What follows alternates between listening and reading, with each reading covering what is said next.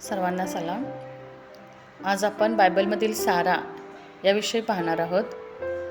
बायबलमधील सारा ही अब्रामाची पत्नी आणि इस्रायलची पहिली कुलमाता आहे, जिने 90व्या वर्षी इसहाकाला जन्म दिला.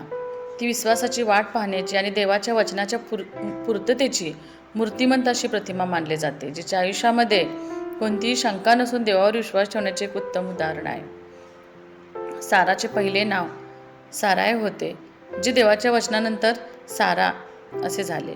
तिने तरुणपणी मुले होऊ शकल्याचे मोठे दुःख सहन केले आणि देवाच्या प्रतिज्ञेवर खूप मोठा विश्वास ठेवला. बाळ न झाल्यामुळे तिने आपली दासी हागार हिला अब्रामासोबत लग्न करण्यास सांगितले, जेणेकरून वंश पुढे चालावा, जे देवाच्या चमत्काराचे उत्तम उदाहरण मानले जाते. तिला बायबलमध्ये एक विश्वासू माता आणि अब्रामाची कष्टाळू पत्नी असे ओळखले जाते.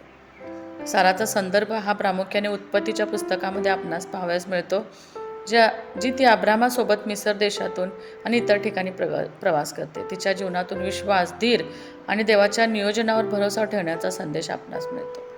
थँक्यू.